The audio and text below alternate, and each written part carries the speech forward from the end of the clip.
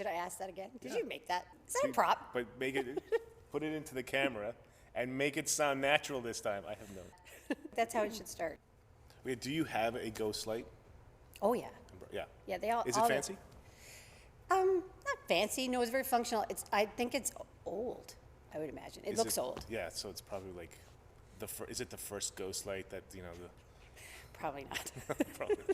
The theater's like over 100 years old. Yeah. So, It's They not didn't have it's not a lights. gas lamp or anything like that.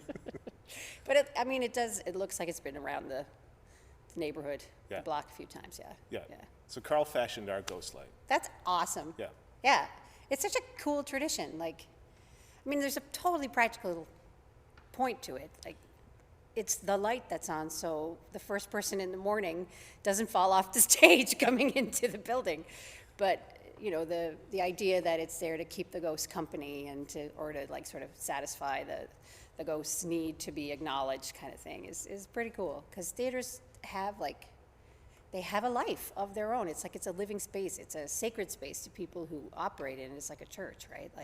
So it's like having the holy water in your church. It's like having a ghost light on your stage. It acknowledges the space and the importance and the reverence you should have for the actual space. What theater? So this is you're in your second theater on Broadway now, right? No, we're still in the same one. Oh, is it? At the Okay. Schoenfeld, yeah. Okay.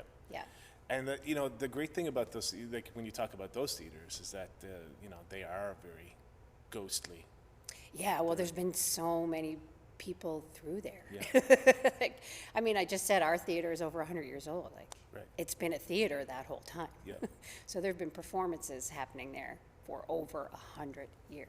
So you gave me like the little backstage tour, and it's it's interesting when you kind of go back. Those theaters are interesting anyway because on the front they're just like this facade against, and then they're like this tooth. They go on forever, like back into like the block. Yeah. But what is the out of all the other theaters that you've sort of worked in, like, so when you get to Broadway, what are the functional differences between other theaters as opposed to a Broadway theater, or are there any? Sure, I think so. Surprisingly, even though, like you say, they do kind of like, there's like not even like 150, there's like 15 feet on the street, and then you walk in the door and it goes back for like football field. Yeah. But most of that is audience seating. Like, it's funny to go into a theater that we don't have a green room, Right. we don't have. You go down into the basement where effectively our green room is. It's like there's curtains up so that the band has an area, and there's like the hairdressing area is in where the laundry is done, and it's packed in. Every ounce of space in the place is being used for some functional purpose. So all the glamour is on the audience side of things, and once you come backstage, it's like, oh God. This place is falling apart. Like the stage manager area is crazy. Oh. Because it's just layered upon things and Yeah. and monitors and lights. It looks like we're all hoarders, Yeah. but no one is. There's only functional things are there. Like, there's no room for anyone to have 18 of something unless it's like 18 of this costume that we need. Yeah, because there's just no space whatsoever. And again, like, anytime I bring people backstage, I'm like, so you can see that it's just like brick walls and like not glamorous back here. Because I think some people think they're coming backstage and it's going to be like plush and red, like be velvet everything, and we'll sit in a lounge. It's like, no, it's just like, it's kind of ugly and scary looking, but it's where the magic happens. A lot of magic. Now, so tell me about how the magic went away, like leading up to. So was it February or was it? It was March yeah. before things really. I think like everybody, there were January. You heard like, something bad happening in China, and nobody really thought that. I think we thought it would be contained. That if it was something really serious, and it obviously was really serious. Like, I think back now to watching the TV, and like they're walking down the roads with those giant sprayers, spraying the city, wow. And people were like locked into their apartment complexes and all this crazy stuff, and you just thought, wow, that's crazy. Poor them.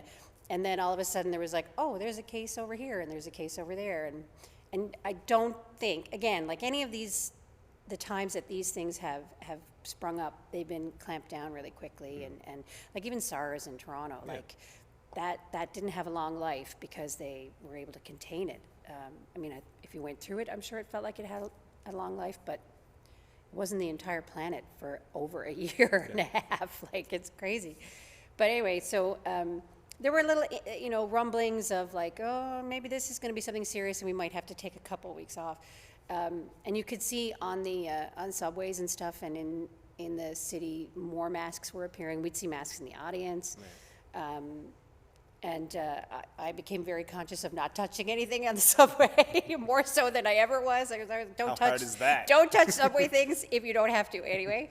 But I'm lucky because the stop that I got on, I was able to get in and just stay by the doors and not move, so I could not touch things. Right. And it was winter, so I had my face all covered anyway all the time. So, but anyway, it really became obvious that something was going down when we went out, because we've been very fortunate, and there's always been full houses for us, or like there's a couple seats, like you wouldn't notice. And all of a sudden, there were like this school canceled and this bus tour canceled, and that sort of thing started to happen, and you actually went out and went, oh, this is what happens when the show starts to not be popular anymore. And you're staring down the barrel of being closed. Okay.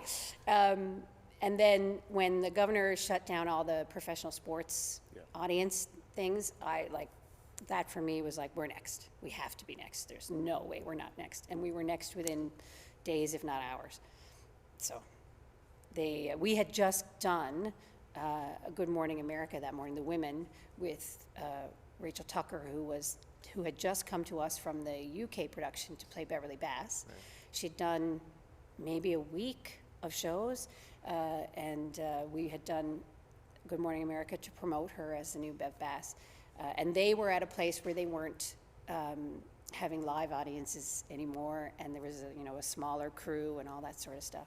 So even that was like, okay, this is different, because when you do those things, normally there is the studio audience there applauding and cheering and all that stuff, and it gives it a different feel. But so we did that, and we were out in Times Square just kind of chatting amongst ourselves, going, yeah, it does feel a little quieter around and all that sort of stuff. And that afternoon, we got the call that you don't have a show tonight or ever again until we don't know. Yeah. But at that point, we really did think, like, it'll be a couple of months, maybe. And this should be able to be controlled in a couple of months, but obviously not. Yeah. Yeah. Nature finds a way, like Jeff Goldblum always says. He was right. Always listen to Jeff Goldblum. Especially if in Jurassic Park. Anything from this, always listen to Jeff Goldblum. He knows. Then you came home. Yeah. Like right away, basically, right? Yeah, I debated sticking around for a little bit to like organize my apartment, or just to, I don't know. I sort of thought maybe I should just sit around for a bit and see what goes on. And then I had like a gut reaction of they're going to close the border. And I thought, no, go home now, run away quickly. So I put all my plants out on the deck. It's March in New York. It's like spring is happening, right? So everything went out on the deck. I was like, they'll be okay for a little while. Sun and rain will happen. It'll be fine. And threw out the food that should probably not sit for a couple of months. Like, honestly thought I'd be back by June. Right. And then I hopped on a plane the next day. So the 12th, we didn't have a show. And then the 13th, I was on a plane. Friday the 13th, in a pandemic, I flew home. And I'm still alive. To Newfoundland. On a plane. And you landed safely. Right. This is kind of what your show's about, right? Yeah, true enough. Yeah. But intentionally, not diverted. Right. Yeah. Metaphorically diverted, maybe. Yes. Yeah, we're all diverted right now, aren't we? Yeah. Yeah. How diverted do you feel? Well, I'm very lucky to be in Newfoundland, where I'm going to do concerts to live audiences all across the province. Like, I'm going on a tour. I tell that to friends of mine in the States, and what do you mean? Like, to a couple of different theaters in the city? No, I'm getting on a plane and going to Labrador. It's insane to other people who are locked, like even Ontario is totally locked down right now. It's amazing. We are so fortunate, and it's because we've worked really hard, and we've had very good guidance, and people have been good about following it, and they've been great about slapping our wrists when we need it. The fact that we're an island it really helps the island portion of the province. And I think Labrador, because there is a lot of remote areas, that has helped them. Like, I've never been happier to be on a rock in the middle of nowhere, which is something I've always been like, why are we on a rock in the middle of nowhere? Stupid. First time I went to California and walked on a beach, I was like, I hate my ancestors. Why didn't they keep going west? But it works out in the long run. It turns out it's a great thing to be here. Yeah. So I feel very fortunate that I'm able to do that. And it's allowed me to come back here and work with people I haven't worked with in years, and that's been very refreshing. And taking a break from something that you're doing 8 times a week for 4 or 5 years can only be healthy, really, because it does, the challenge in a long run like that is to keep it alive and fresh and not just a autopilot kind of performance, which is easy enough to slip into, but. And when we first came home, it was like, oh my God, this is like an actual vacation. I feel like this is great. I'm home. It's like, I'm relaxing. I don't have any like pressure. And then, it went on a little too long and I went, okay, now I feel pressure. Like paying my rent is a pressure right now. So yeah, it became very real, very quick. But again, I've been so fortunate. I've constantly, I feel bad on our group phone calls when people are like, yeah, we went to the park today. It was really nice. I'm like, I have 2 interviews and a workshop that I'm doing, and I'm directing something. And like, sorry. like in person with actual other people. I'm sorry. But they're all very happy for me. But yeah, it's a weird sense of like an embarrassment of riches. Yeah. But you've always been someone who has been working. That's the great thing about your career, is that it seems to have been. But I think that kind of goes to your personality as well. Oh my too. God, yeah. Like, I'm you not had good to at be being busy. idle, and I like to be in control of some things. Yeah. I like being in charge of stuff. So yeah, I think, and that again is a great thing about Newfoundland, is that self-directed things are possible. You can, and Canada in general, you can get funding, you can make stuff happen. All you really need to have is a team and some ideas, and boom, it can happen. You don't have to worry. You can apply for funding and you can be supported and all that sort of stuff. So yeah, no, I've kept myself busy because I'm very bad at not being busy. Yeah. Were you always like that? Like when you were a kid? Is that kind of how you came to this, into performance? Because No, I don't think so. No, and even for like a period of time in my like university, well, I was busy in university. I also have a lot of FOMO. Like, I need to be in that band and that choir, and I need to do that. Look how much fun they're having. Like, have to be a part of everything that's going on. Right. Yeah, and yet I'm a total like actual hermit, and kind of an introverted extrovert. You know what I mean? Yeah. Like, in this situation now, I'm like, I'm being funny and charming, and this is great. But I would really rather be home on my couch in my sweatpants, hiding from the universe. I should have told you. You could have worn your sweatpants if you wanted. I would have. Listen, if I could have worn my Zoom outfit. Next time we do it, it'll just be like Zoom All these outfit. things should be business on top and casual on bottom. Absolutely. Well, casual to a point, I think, right? I mean, more than your underwear. Yeah. Yeah. Don't be rude. You don't want to get letters. No, the letters are not good. No, you don't want letters. No one writes a letter to say you're doing great. Rarely. I'm looking forward to one. I know, your mom, that's it. Yeah. And it's not a letter, it's like a text. I saw it, it was great. Yeah. But usually a text that's written like a letter. Right. Dear Petrina. Yeah. Dear Aiden.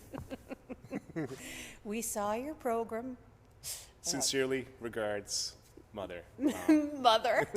Mother and father. Now we're diverted. So the people that you've been able to work with here, these have been people that you've probably worked with, like beginning of the career, through the career. What is it about the work that you did here that has kind of, if you had to look at the arc, like what's important about being a Newfoundland Labrador performing artist? I think I'm going to harken back to something else I said, but it really is that you can get the band together and do something, you know what I mean? Like Yeah. you can, it's a tight-knit community, and there's always people who are interested in doing things, so you don't have to, put out ads and do a large swath of interviews and auditions and things to find a like-minded person who's interested in doing something. There's immediately 10 people that you're aware of who also know 10 people that maybe you're not aware of who can immediately be brought into the project. This show I did with Persistence, I knew the director, who actually was Christine Brubaker, who's from Ontario, lives in Calgary, and we did all that through Zoom, which is something that this situation allowed for. If I was just home, Christine probably wouldn't have been able to fly down here and do that show. So that allowed for that. But then the lighting designer, the stage manager, the sound designer, these were all people I didn't know, but who, because the community is so wonderfully close, it was very easy to find them and to immediately go, oh, you're perfect. I think that's a big piece of it. But I also just think because, again, the community is small and you can decide what you want to do, you can try any aspect of anything that's out there. You don't have to say, I'm an actor, I'm only an actor, I only act. So you can work as a director. I've been a stage manager. I've worked the lighting board. I've done everything you can. I've done costumes. I've done everything you can possibly imagine doing at some point in time, to greater and lesser degrees of success. But I've done them all. And I always recommend that to people, like, do other things, do things that are not your thing, so that you can get a perspective on exactly what it takes to be a part of this whole machine that isn't just you and your lines and how good you look on stage. Like, it's hard for actors to sometimes see the bigger picture of how much it takes to put a production together, because you don't see a lot of what happens outside of the rehearsal. You don't see all the bits and pieces of everything that needs to come together to make it happen. And there's so much that has contributed to it here in Newfoundland. Like, again, the whole the vibrancy of the amateur scene here. Like, I came up doing the musicals that Kitty Vitty Rennie's River do, and the very first time I saw a musical, I was like, I don't know, 7. Here in the Arts and Culture Center, my music teacher, my school music teacher, played the lead. It was like, it made it something that wasn't unattainable. It's like, she does that, she's my music teacher. Like, anybody can be in a play if they want to be in a play. And I think that is so important and so healthy.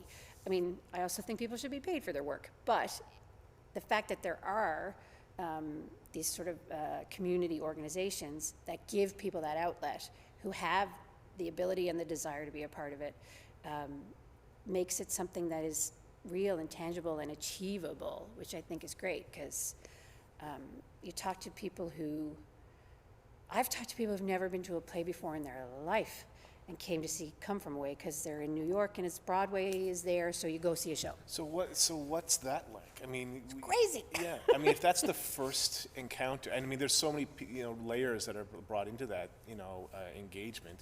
Why they're there. They're in New York. They're seeing something about themselves, and then they're seeing you. I mean, what's that like for the when you know that there's people out there that it's not only their first time seeing the show, it's their first time seeing a show. Like, how does that feel out in the audience?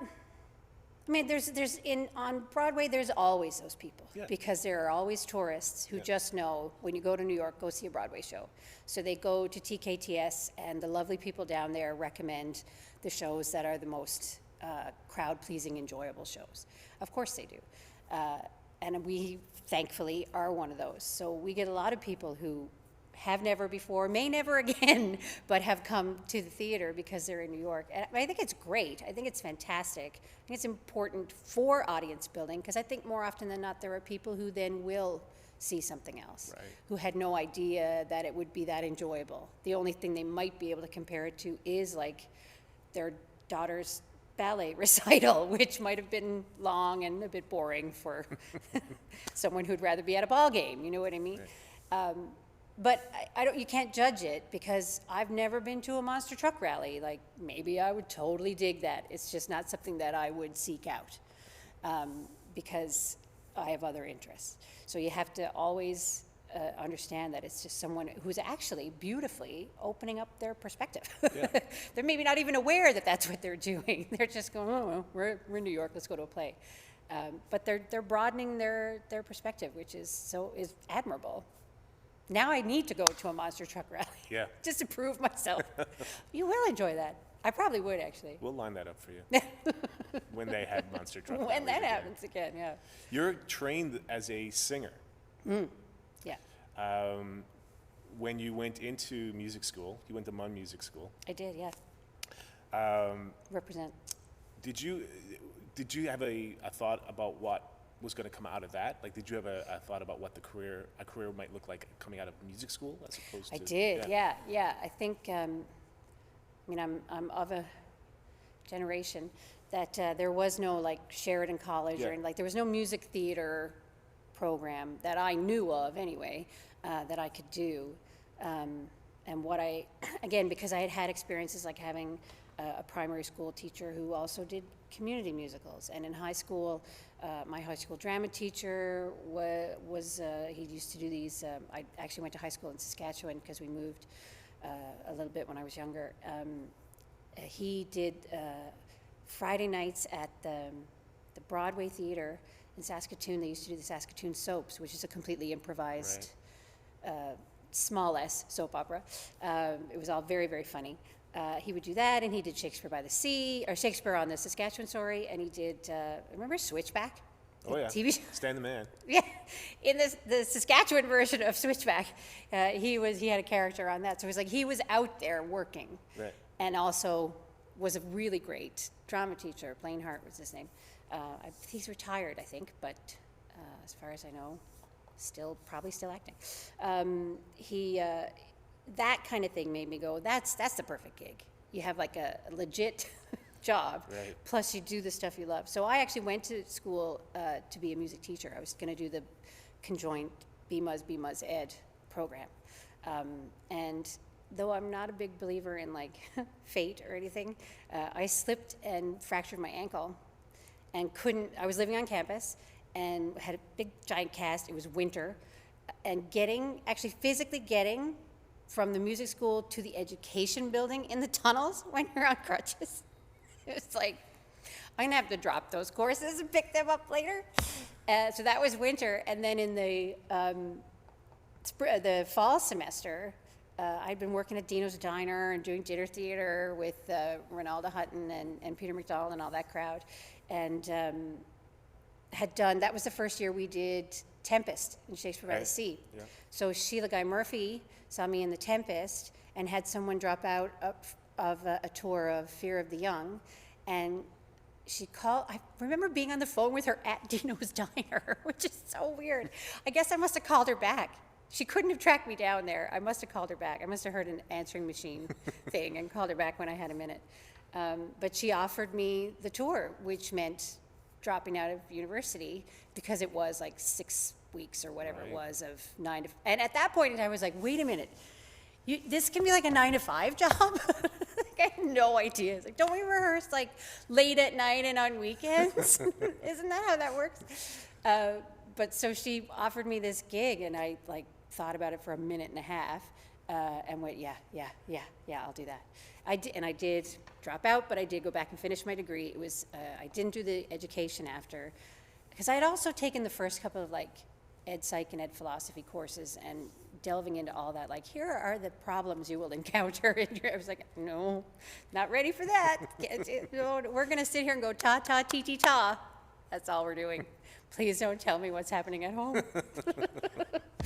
And I realized it was not for me. Right. To my credit, I think, because I don't think you should be a teacher unless you're really equipped, because it's a really hard job. Right. You're underpaid, you're undervalued, and you really are a counselor a lot of the time. Like, that's a lot of the work, is dealing with the emotions and hormones and mental development of young people. Like, I have a dog. And, that's as far as it goes. I have 2 of them, and you can, walk away from them. But you're a and it's- teacher. I mean, You can walk away from the dogs.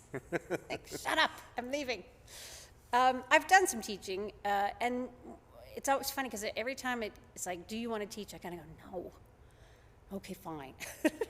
And then I end up enjoying it, because I've only ever really taught at like the university or late high school level. So people at that point in time are very engaged. Right. They're really there to learn and to discover, and they're into the whole process of what is it to be an actor kind of thing, which I find very fun too. Yeah. So I have found that enjoyable for sure. But I do think that I took the right detour I got diverted in the right way during my university days. And the companies that you ended up working with and working for, and and sometimes you brought that mentality of I can do anything, like into those companies as well. But you had a really good relationship too with Artistic Fraud. So how many shows have you worked with that company? A lot, right? A bunch, yeah. It's like 7 or 8 or maybe more. Yeah, a bunch. Yeah. Yeah. But that's also a really long, sort of important artistic conversation that I think you've had with those folks as well, right? Like, how has that impacted your Artistic work? Fraud has prepared me for a lot of things. Oddly enough, I thought about, because we did a show called Fear of Flight, and during the rehearsal process of Come From Away, we're all sitting there in the plane and doing movement. I was like, oh yeah, I've done this. I did this show. This one's different, but yeah, I did this. And having a great collaborative relationship with people, I think, is so important. That's what's really important about the Newfoundland ethos, is that there's so much, we come from a collective background, where you can have kind of almost like a repertory company where everybody is not just an actor, but everybody is an actor. Right. So you end up doing the writing and the costumes, and you'll do the music, and you'll do like that whole, like, the community comes. We're like one giant community variety show all the time, where everybody picks the thing that they're good at and goes, I'll do this and I'll do that, and nobody's doing that, so okay, fine, I'll do that, and they get it done. And having that sort of collaborative world to grow up in, I think, has really helped me be someone who can say, I can do that. Right. I'll do that. No one's doing that, I'm there. Get it done. Because you just pick up and do whatever needs to be done in order to get the show to happen. And with Artistic Fraud, my relationship with them started out in a collaborative way, because I was hired as a music director and arranger-composer for In Your Dreams, Freud was the first thing. So I came to them from that side of the table, and then just sort of have gone back and forth ever since. Like, I can be a performer, or I can be the music director, or I can do both, or I can compose some stuff, whatever you need me to do. And I think that is a gift that I maybe even only now I'm acknowledging. Thank you, Jill and Robert. That I really was lucky and fortunate to be where I was when I was, and encounter those people and have them particularly looking for my skill set at that time. Because then it spawned several more shows, and I composed a bunch of things for different things, all like sound symposium things and all kinds, And sent you across the country. And toured across the country with Under Wraps and with Fear of Flight, with After Image, out of Oil and Water. It's my work with them has been one of the greatest things in my life. This little community of, there's 500,000 people that live here, which is probably the equivalent to, not a big city, but I don't know. Is Kingston? Is there 500,000 people living in Kingston? Maybe, I don't know. But it would be kind of like a moderately sized city, somewhere in Canada. Yeah. Has produced per capita. I mean, if you do the math on it, it's insane. It's crazy. The amount of people that have risen to, the highest points of success in their own discipline.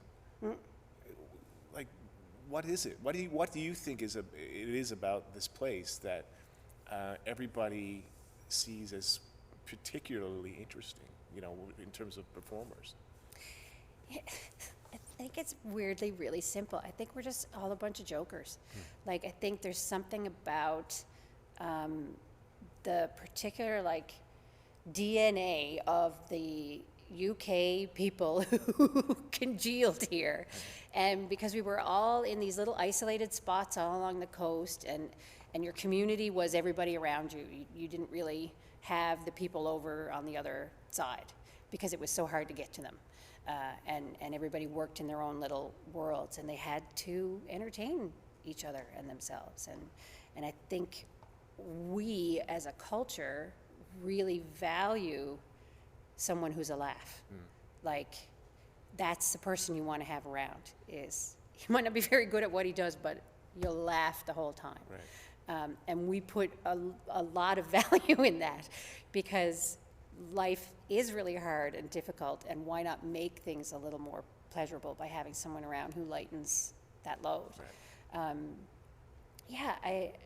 There's someone somewhere must have written a doctoral thesis on it, because it's unbelievable how many people from this province have contributed to the cultural life of Canada in general and internationally as well, from such a small little place. Yeah. Yeah. As a singer, is singing a song with Bill Brennan at the piano with you at a mic, is that different than singing a song in the third act of Come From Away?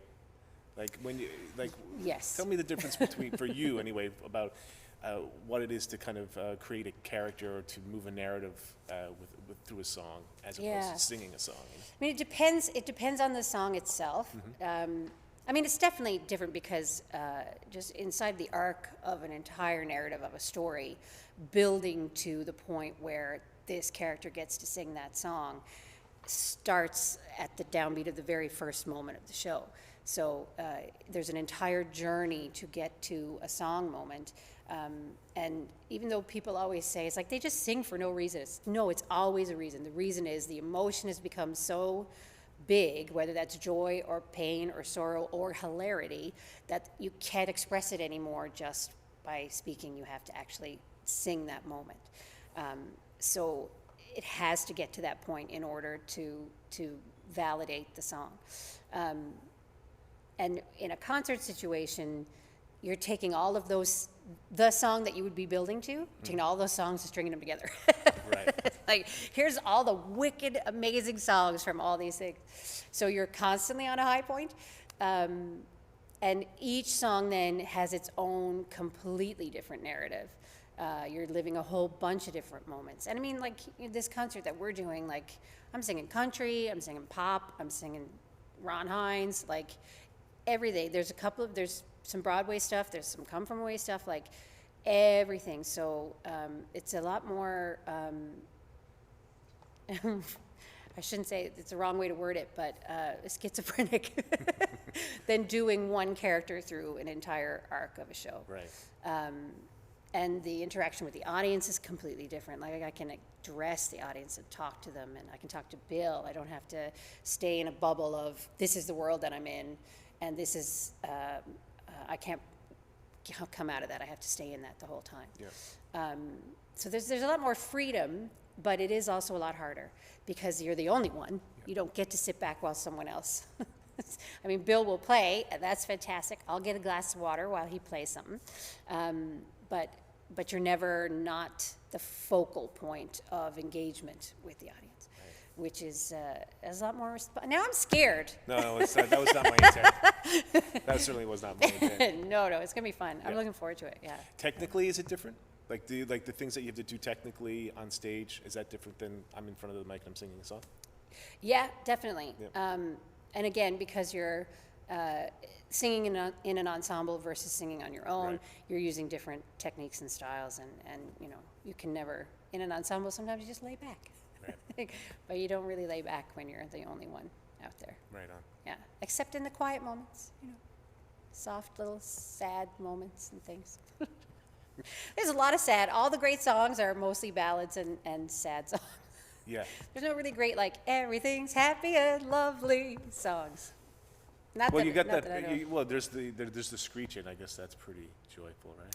Yeah, but you Oh, you can't mean do for that. the- You can't do that on your own. I mean, in Right, yeah. general, like Yeah, in yeah. this concert that I'm doing. I gotcha. Yeah, Yeah. it's all like, I got diverted there for a second. right? It's all the. I mean, everything's a country song. Everything is a sad, broken-hearted song that is worth singing because the emotional connection to it, and usually it's the more beautiful tune and stuff. I don't know. Harder to sing a standard than a country song?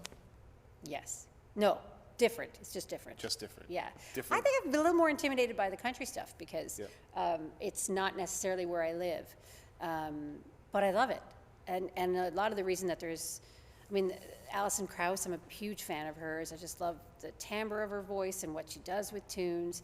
But we're also doing, I mean, we have enough. The great thing about Bill and I is that we have enough stuff that it won't be the same set every night. Right. Because we can go, I didn't like this, or that didn't work, or we actually got booed, so we're never doing that song again, and swap it out for something else. Or tonight I feel like doing this, I'd like to give this a try, kind of thing. So that's great. But the country stuff is all kind of for my dad, Yeah. for like an emotional thing for me to pay tribute to my dad, because he was a big country music fan and like old country. What did he play around the house? Dad was old, Yeah. like Jim Reeves and Oh, yeah. like Charlie Pride and, you know, all the oldie-timey stuff, George Right. Jones, all that stuff. And when I was a kid, Dad used to volunteer at VOWR Oh, yeah. because he came up through the ranks when he was young, working at CBC Radio and at a little stint at VOCM, and he was a radio guy. That's what Dad was. So when he transitioned out of radio and went into human resources, he still had that itch. So he volunteered at VOWR and would do a Friday night country music request show.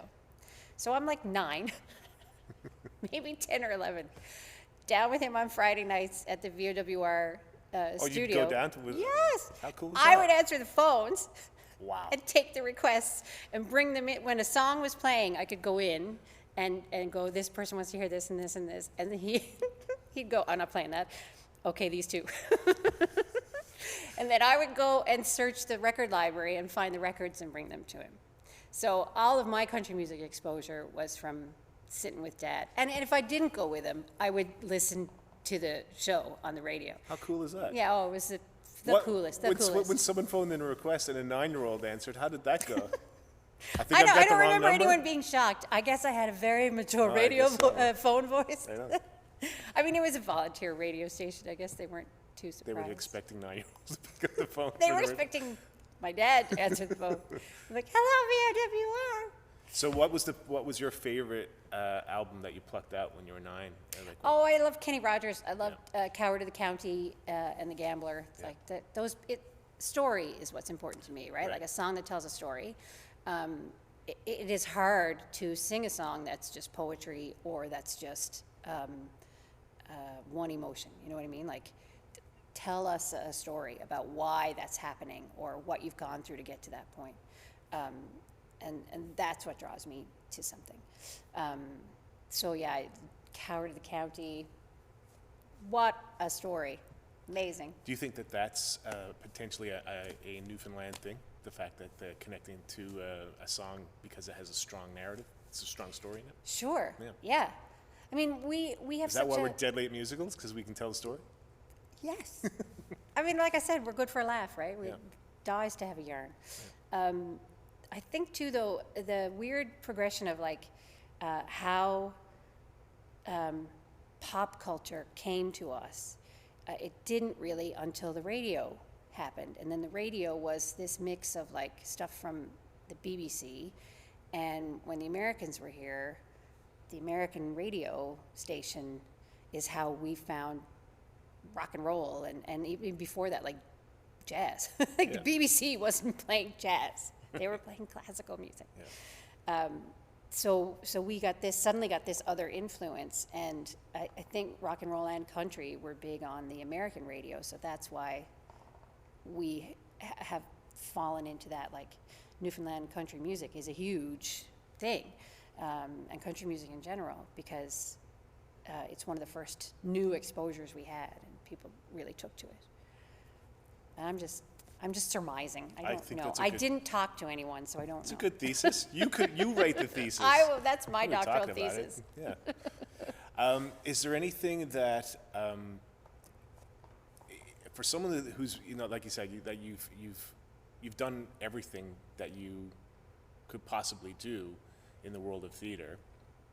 Is there anything left? Yes. Everything is left. Yes, definitely. I've always been fascinated by lighting. I would love to learn more about the instruments, and because it's constantly changing now too, right? So like the technology is so much different than it was, and even things that I say now that I feel like I know this thing about lighting, so they're already outdated.